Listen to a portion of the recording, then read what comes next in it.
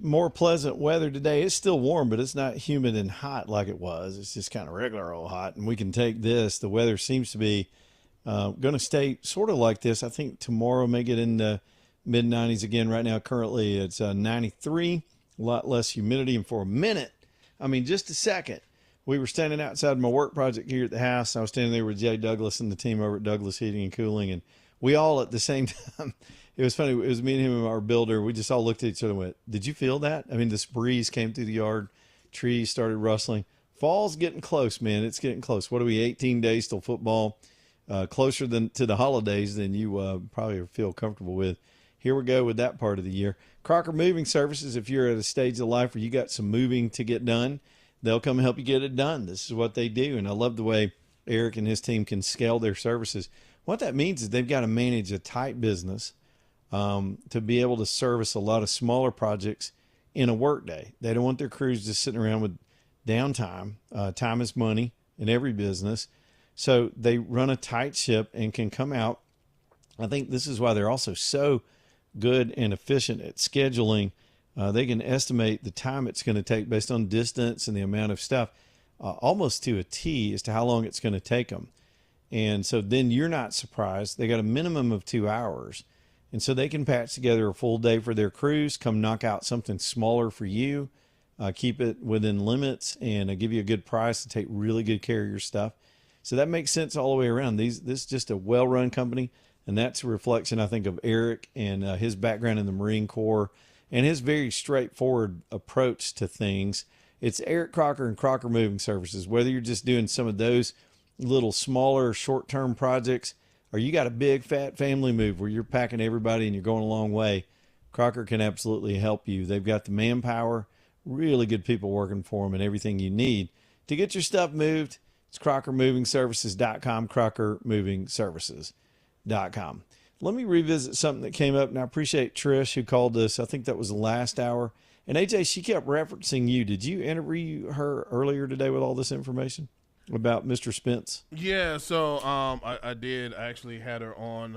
I pre-recorded for Birmingham today. So yeah, AJ does a show on our sister station, and that's how you got involved in this. We just had not been able to talk about it. Yeah. Prior to the show. So I was glad that she called in. Let me just revisit that for a minute because we want to help these folks if we can. So one of our listeners, Trish, called in, and she is doing everything she can, bless her heart, to get the word out about a search that they need volunteers to help with down in the Alabaster area for our missing neighbor down there named Glenn Spence. He's 67 years old,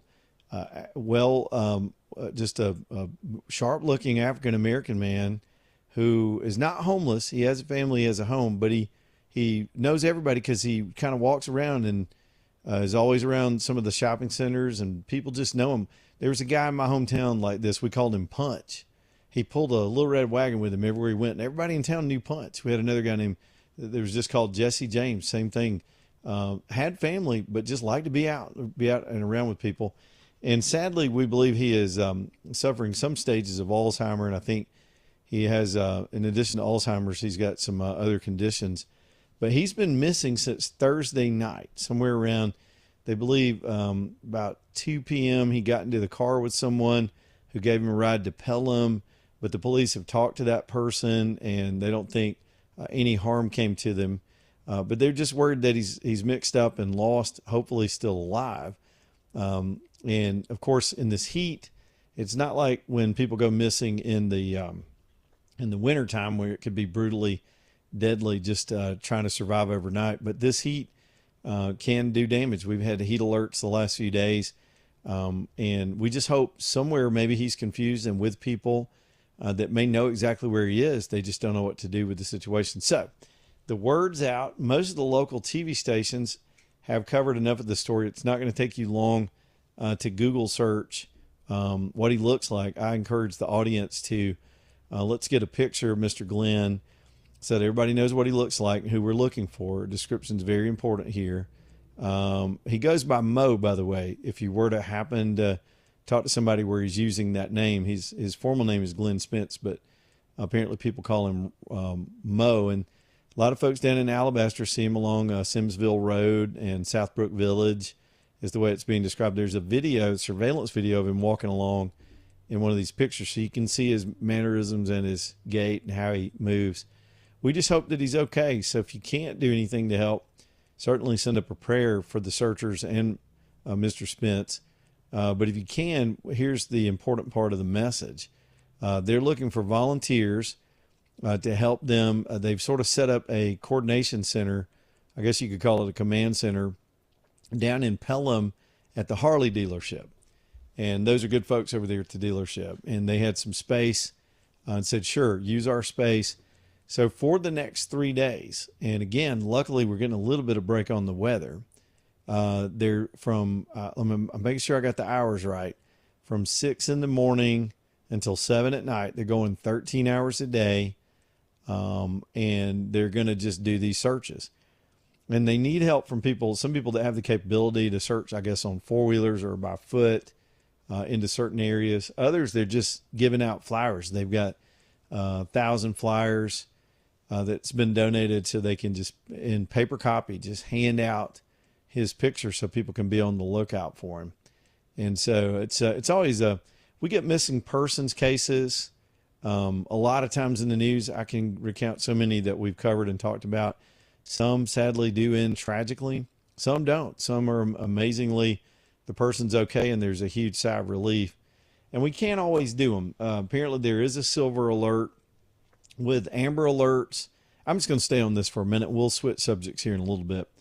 With Amber Alerts and Silver Alerts and all these things that go out from time to time, police always have a judgment call. They don't want to overuse that system and sort of get into a cry wolf syndrome, but they want to make sure that the case, there's a legitimately missing person. Sometimes with kids, it's a custody fight between two parents and the kids are actually okay. Or, but in certain circumstances, it's both their experience, their gut instinct, and then of course the amount of time a person's been missing before they'll sort of pull that trigger on the alerts.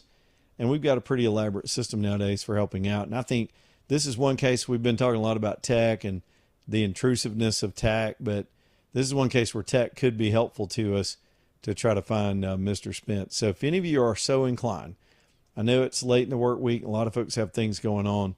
Go down and volunteer some of your time down in Pelham during the day. They're not doing these as night searches, and that's probably smart. But go down and see if you can help out if you're inclined, or find a way that you can, at the very least, like I said, throw a prayer up, or maybe help put one of these flyers out or pass the information along on your social medias. A lot of folks don't know about this story. As Trish pointed out, who has just really felt the calling to get heavily involved in this case. And I'm thanking her for bringing our attention to it so we can help. Our best way to help is to give amplification to the search effort.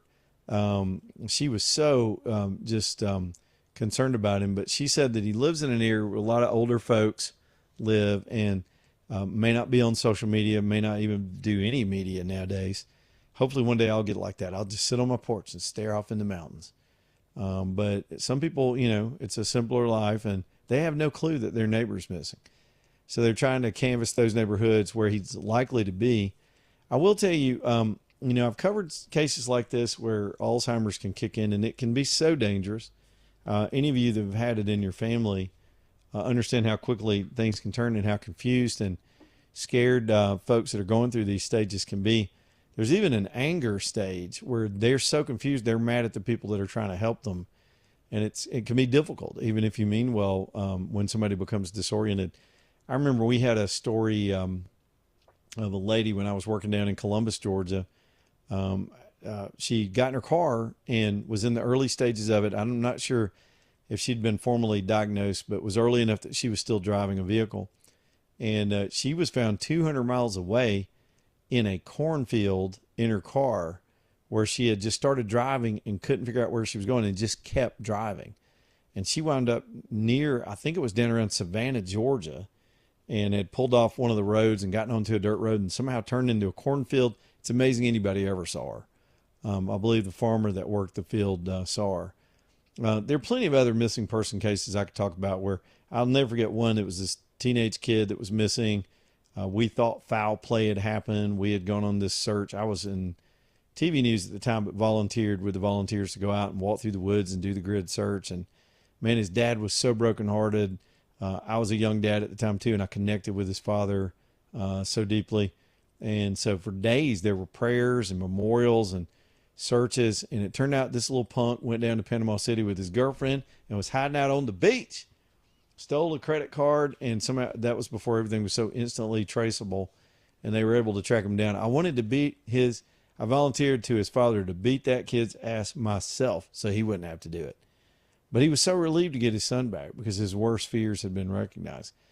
So sometimes, I guess I give that long speech to say sometimes there's going to be a missing person case that just kind of gets all of us by the boo-boo, and we need to pile in and help as best we can. I wish we could do this every time somebody goes missing, but sometimes we can't be as helpful. But now we've got an organized effort that the community has put together, and our job is to get the word out. So we're getting the word out, and we'll make mention of that more this week. I'm sure Richard and Val will talk about it in the morning. And so if y'all can possibly help find Mr. Spence, let's see if we can get him. Let's see if we can find him and get him gently home, because God bless him, he's probably so confused right now. Let me talk about two of my favorite medical practices that are on the show. They're your teeth and your eyes. Let's talk about Alabama Dental. I love this practice. It's my dentist. Dr. Bryan's my personal dentist. It's not just that. He's also, I consider him a friend. It's that they're so good at putting the patients first. And you can tell that by their hours, as late as 7 at night on Saturdays. Sometimes you just can't make the appointment line up with crazy things that happen in life, but you got to go. And some people hate going to begin with, so you just keep putting it off. Next thing you know, you haven't been to the dentist in a couple of years. Not faulting you. I've done that before too. But Alabama Dental tries to make it easy that way. They've got 4 dentists in the practice. So all by design, they all have different specialties. It gives them a lot of expertise under one roof. To match that expertise, they've gone out and bought some of the most high-tech equipment in the industry to not only diagnose your problem, but to treat your problems. All kind of problems, stuff I don't even know about. It's a super practice. Now, they're too nice to say that about themselves because they're highly trained, humble dentists. But I'm telling you, this is a great practice, and they'll take care of you. The team around them, all the hygienists, I just enjoy my visits. It's alabamadental.com for your appointment. Make sure you're staying on top of your dental health. It's alabamadental.com. Then, of course, y'all know my Michelson story. If you've listened to this for any length of time, you know how much the Michelson practice has meant to me, being able to see 2015 like this. If I get older and my eyes start to fade again, I will 100% get LASIK again. I do not want to go back to glasses. I was like some of you that have glasses on right now driving down the road, or contacts. I was fine with it. I really thought I was sort of Stockholm syndrome. You know what that is? I was a hostage of my own making and thought I was good. But I was really wrong. I should have investigated this sooner. It was after I learned about it that I realized how good it could be for me. And Dr. Michelson, they really educated me on all the ups and downs of it, the risks and benefits, and I made an educated decision, and it was a great decision. I'm still 2015. I do have readers. Where are they? I keep them nearby. I don't need them as much as you would think, but certain menus, restaurants, some screens, sometimes fonts, doggone labels. Why do they make labels with such tiny font? I'll put my readers on, but other than that, I'm looking straight at the camera right now and I'm seeing 2015. I love it. They're downtown UAB Highlands. It's MichelsonLaserVision.com, MichelsonLaserVision.com.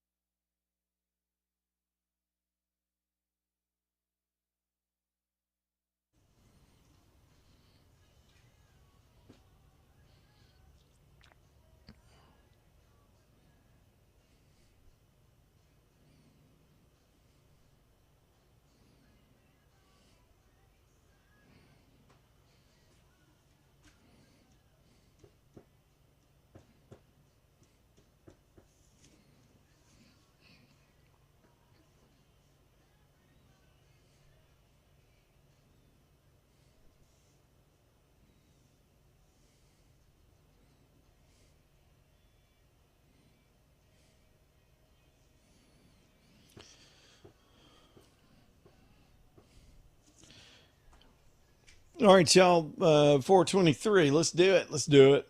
Ox Foundation Solutions next up. This is the company. Back to my project. I'm going to be talking all about it till we get it done, but they're coming out to do encapsulation. That was part of our calculations today and figuring out the heating and air, where everything's going to run, and all the stuff we did with Douglas. They were relieved to know that we're going to do encapsulation underneath, maybe even a dehumidifier underneath there to just keep everything dry. Dry is the only way to keep your home. You can't deal with moisture in any way, whether it's just leaking in, leaching in, because moisture evaporates, it gets into the air, it turns into mold, then it's in your lungs, it's in your kids' lungs, it's in your house. You got a sick house. Look, Ox handles all of the things that can happen to a home and your foundation. We'll start with the big one, the big leveling the whole house. That's amazing if you wind up with a house that's slipping for a number of reasons. It's our topography, it's our soil, it's our climate that make us so prone to that here in the South. Ox can come level everything out and make it strong again. Cracks in the cinder block and the poured walls, water coming in, drying you out. Of course, as I mentioned, mold remediation and removal. Then, of course, the final step there is encapsulation so it doesn't come back. If you are over a crawl space of any type, you need to get this done, even if you don't currently have a problem, because it seems to always happen. Man, it'll mess up your floor joist and your hardwood floors with a layer of moisture underneath. And it's also a thermal barrier. That bears repeating. We get into the wintertime, having encapsulation keeps some of the colder temperatures at bay, helping your heating and air system not to have to work so hard too. And then we can go on and on. They do driveway and sidewalk leveling as well. If you got cracks and chips there, it's a complete company, and I trust them to come to your house and help you too. It's oxstrong.com, oxstrong.com. Okay, I got to do the Fang Fang story. We had a lot of fun with Swalwell. Now, he got bounced for a number of other salacious reasons. This guy wanted to be the governor of California. Are you serious? This smarmy dude.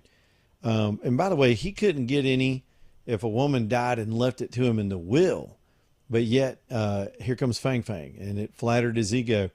So he went around, he acknowledged in the day when he was still in Congress, he acknowledged he had a relationship with this woman, but I had no idea.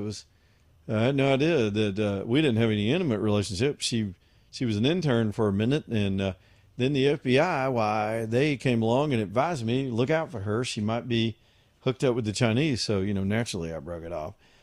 That was his spin at first. I heard several clips of that being played today. Well, now the investigative files are out for some crazy reason. And the FBI had him under surveillance. This woman, she's also connected to this creepy Muslim guy in Michigan. But she was working the entire Congress. Interns, by the way, are not screened. And so she worked her way into an internship, spying for the Chinese government. And the question was at the time, did old Swalwell bang, bang, fang, fang? And the answer to that is yes. In the FBI documents, they've got documented evidence of her showing up at his apartment, some kind of booty call set up, and hanging out for a while, where the FBI believed there was copulation. And then, of course, she goes on her way back to the next event or whatever she's gleaning from this guy. Y'all, this is all over our Congress. This is so next to our power. The Chinese in particular are very adept at it. It is the most classic dumbass honey trap thing that any congressman should be warned against. And in addition to that, to me, this makes a case for term limits. These guys that stay there too long, that become too ensconced, become even more vulnerable and become more dangerous without constant turnover. In other words, once Fang Fang got her thing on top of homeboy over here, he was compromised. And at any point, if she wanted to pull that blackmail card, she owned him. What do you think Epstein was doing? I think it was largely some of that too. And who knows what's going on right now in the United States Congress at the hands of whoever is trying to read them or influence them or compromise them. They either pay them off with campaign contributions and PAC contributions or side jobs for their spouses, or they just hump them and compromise them. And that's what it seems to be was happening here. She loved him long time. Well, she did leave in the middle of the night. So that story, yet another embarrassment for this. What's funny about this is as smarmy as Swalwell was, And it's just sleazebaggy as he is. He and Gavin Newsom at the same time. They seem normal compared to these kooks that the Democrats have dug up for this election year. For some of these Islamo commies, man, these guys just kind of seem mainstream now. I guess they wish they could go back to just typical run of the mill sleazebags. Speaking of that, I think it was a Babylon Bee had a funny thing on Gavin Newsom today because he has lost all traction in the race for their nomination for president. And they had a funny meme. They showed him injecting himself with something that was mimicking this Occasional Cortex story. They said since Occasional Cortex has taken the lead over Gavin Newsom, he's decided he's going to also have his eggs frozen. That hits on so many levels. Good job, Babylon Bee. This guy's a sleazebag too. It's going to be a fun election year. I got the popcorn out. One more time, work trucks, and then we're going to get on down the road. TRUX, they're downtown Birmingham. These guys can sell you a commercial vehicle, whether it's a box truck or a flatbed or a pickup or any kind of van. They're down there, outfitted or not, clean and straight. They've got cab and chassis with no bed, or they've got every kind of bed configuration for industry. These are low miles, off lease, top end vehicles, 125-point checklist, or they don't get put on the lot. Lots of variety, and if they don't have exactly what you want, they'll track it down. Financing, extended warranties. Here's a way to keep your business running, not waste a whole lot of your time tracking down vehicles, and do so and save some money at the same time. TRUX, WorkTrucksLLC.com, WorkTrucksLLC.com.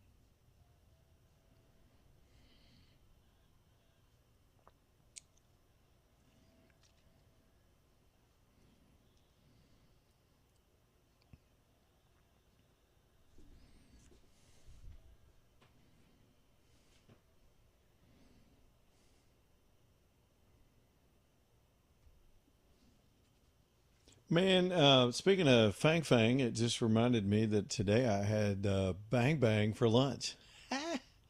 Yeah, I tied that in.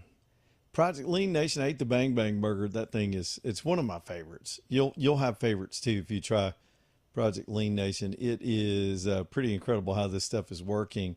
So let me give you the backstory. Project Lean Nation is a meal prep company. The franchise I want you to go to is in Homewood, really easy to get to for most of the people in the audience. And it's like no other meal prep company I've ever heard of.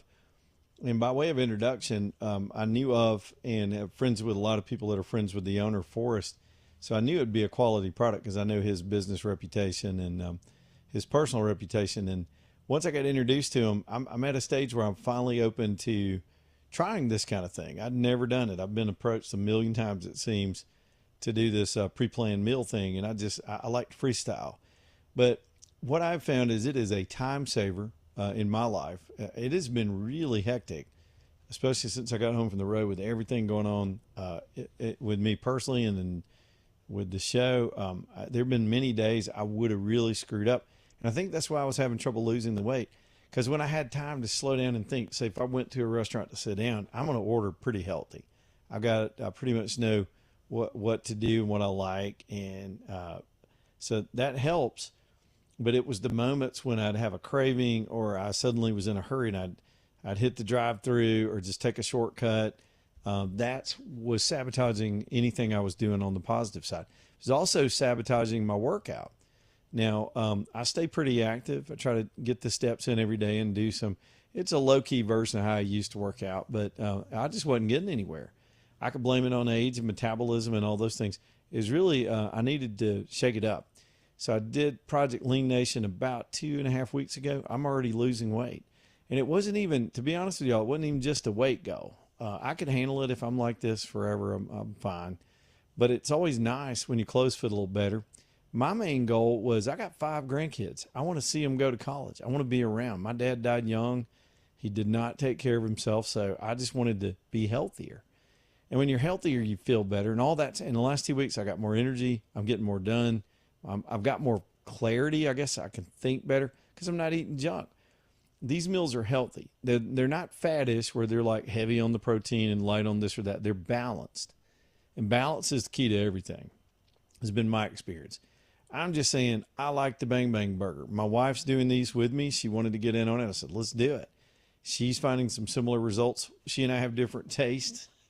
I told y'all this yesterday. We had to take the freezer and divide the shelves so that she'd stay out of mine and I would stay out of hers. But she's got her favorite meals, and we're still sampling. The menu's so large; there's so many things to choose from. They got snacks, they got protein shakes, they got all these things to help you through the day and help you feel better too. Look, if you want to do it, and by the way, they don't just provide the meals and leave you hanging. They'll give you a body analysis. And it's up to you to go do the workout, to go put the steps in and do what you got to do to burn the calories.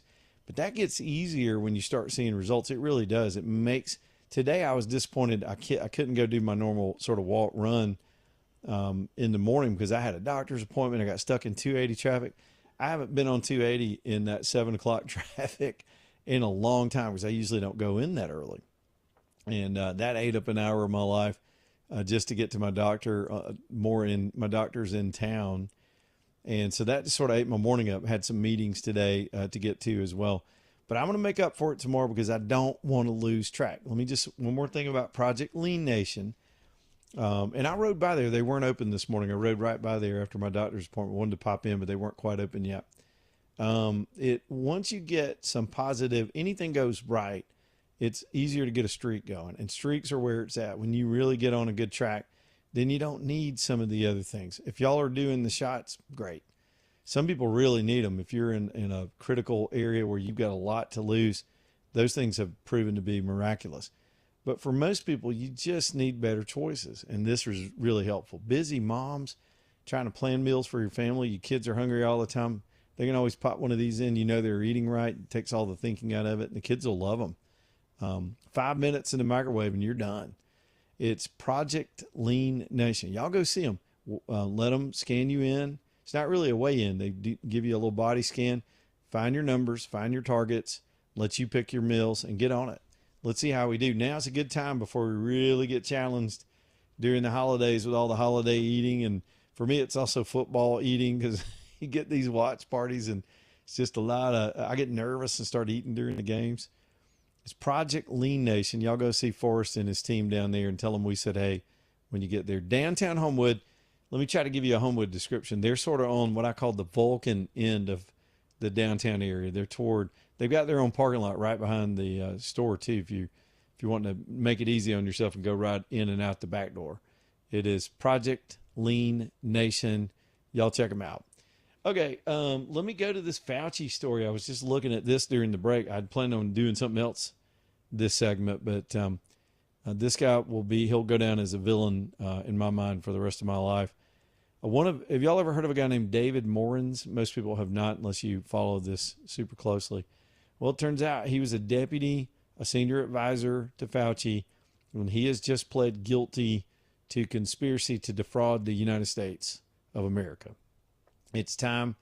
So let's talk about that. In exchange for his guilty plea, I'm 100% sure he's given up something to the feds, who, thank the Lord, are still doggedly pursuing what happened to this country by these sinister people posing as scientific angels here to enlighten us and save our lives from this random thing that happened.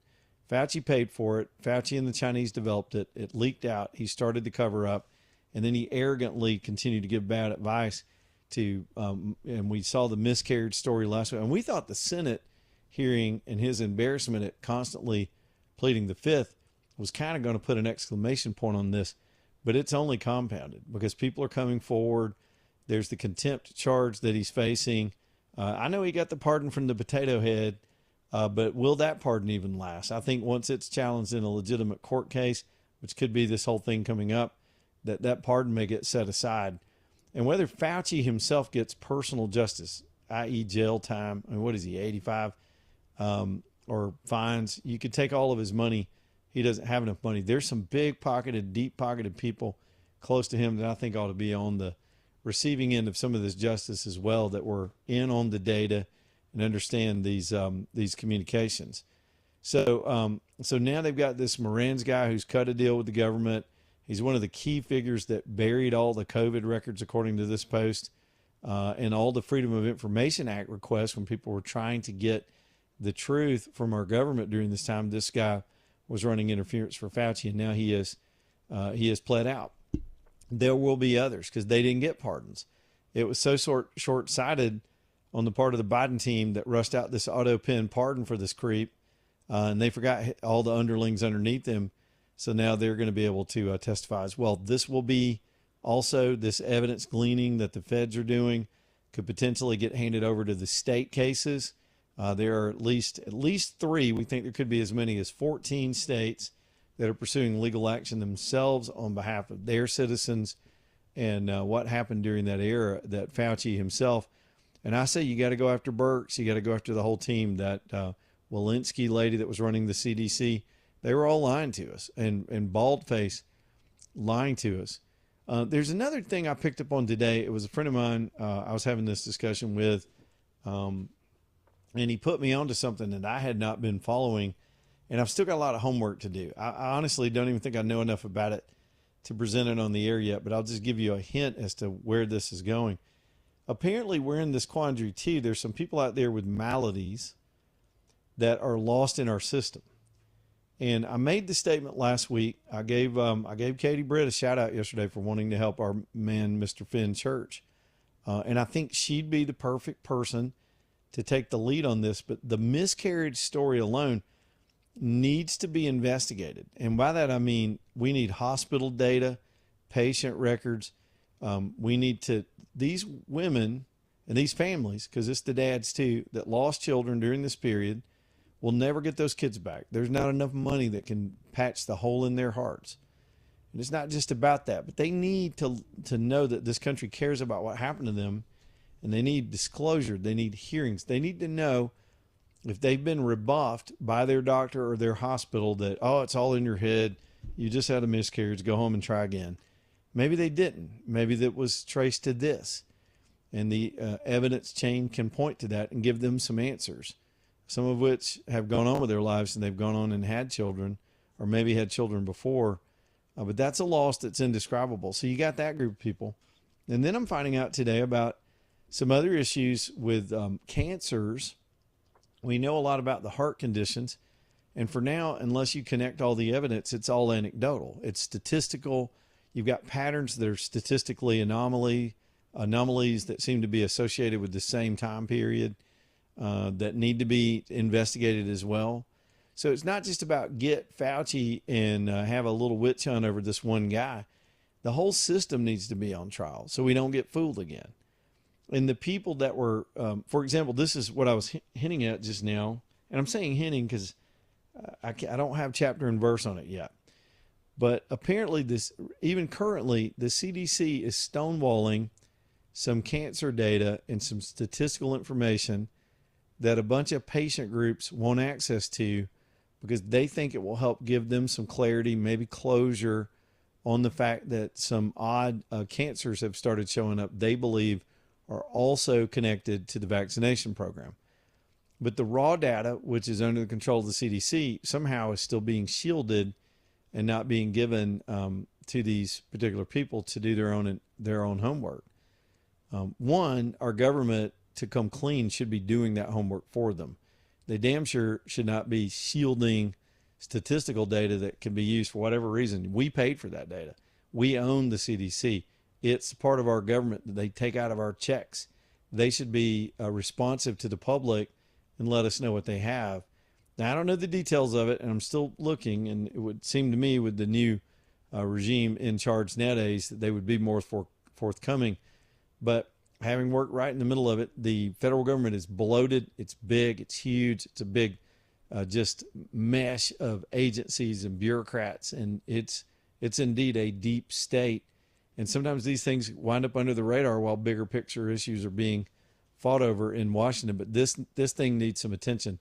Transparency over this time period. Everything the government has in this time period, Fauci's phone, cancer data, heart data, miscarriage data, neonatal stuff, all of it should be out in the public as directly as we can get it so we can sort through it. We're smart enough to handle it, and our government needs to be honest about it. They're not going to restore trust and integrity into that gigantic bureaucratic system if they don't come clean and have some people held accountable. And by that, I mean some people may just lose their jobs. That's the least we could do is get these people that would violate your trust that way out of these positions. But if we don't learn our lessons here, it's going to happen to us again. And we ought to know that. Anybody that understands history ought to know that. Alabama Gold Refinery, next up here on the show, was talking about them earlier today when we were talking about inflation and how that works as it relates to gold. It's true, and we've been in a bad spot since then, the way they're treating our dollar. The one way you can fight back is just to own the actual gold itself. It used to be you could have $100 in it. It was backed by gold, and it represented $100 worth of real gold. Not anymore. It's a big old IOU from the United States Treasury that becomes less in value every day you open your eyes. But gold doesn't do that. It holds real value. It always has, all the way back to biblical days. And they can flat set you up with it at AGR. Steve has a great shop over there where they do everything. It's more of an exchange where they will buy it from you. They'll sell it to you. They'll trade with you. They do all the basic metals, gold, silver, and platinum. Track the price every day and show you what it is. Give you fair value, weigh it and pay you, or conversely sell it to you as well. Y'all, it is AGR. Cool stuff in there too. A lot of things people have brought in, old coins and all kind of neat stuff in that shop as we head toward the holidays. It's Alabama Gold Refinery, centrally located in Homewood. Easy for most of you to get to. And Steve's a super guy. Once you get to know him, you'll have a favorite place to pop in and do these exchanges. It's Alabama Gold Refinery, alabamagoldrefinery.com. Back here in just a minute.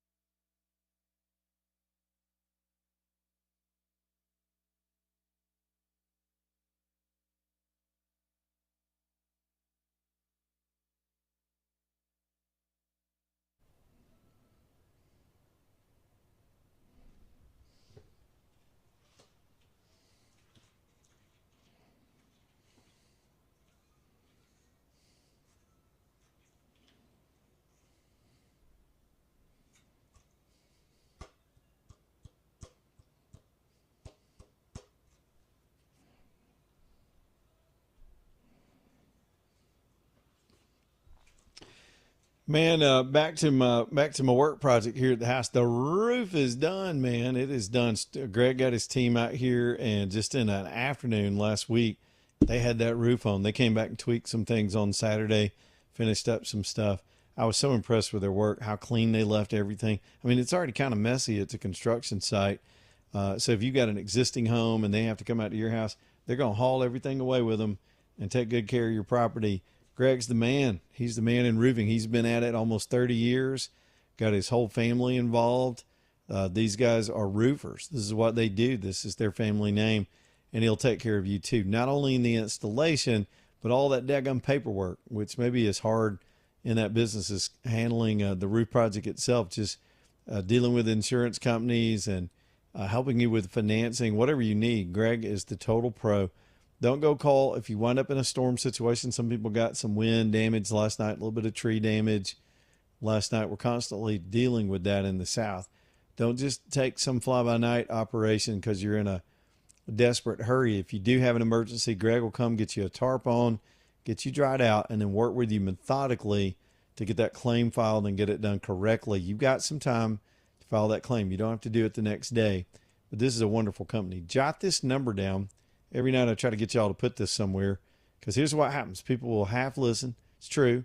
And then reach out to me on the weekends, go, who's your roofer again? I got a problem. Because you're not listening if you don't need a roofer right now, and some of y'all will like that. So put this down somewhere. It may pay for itself down the road. Storm Restoration Roofing. Here's that number, 205-542-3531, 205-542-3531, Storm Restoration Roofing. All right, our buddy Trish, who's helping with this search effort, is back on the phone with us, and she's got an update. I told her to call us at will so we can try to help out. What you got, Trish? Hey, so we have a donation list put together of items we need for the search for this coming week. Okay. Those items are going to include bottled waters. I think I mentioned that earlier. Snacks for the volunteers, but also, you know, the tape that you tie around trees to like mark trees or whatever, like the pink and yellow and green tape. Yeah, like the sort of the highlighter neon color. stuff, little nylon tape. Yeah. So we need some of that, or a lot of that. Also, the marking flags, you know, that like utility companies will put out Yep. to like mark the ground. So we're going to put those flags out and update the app with those flags, so that if you see those flags in certain areas, that means that area has been searched if you're not on the app. And then Scotch tape to hang flyers at businesses. Okay. Yeah, that was my next question. Yeah, and then again, flyers. I'm actually picking up 400 more flyers as we speak.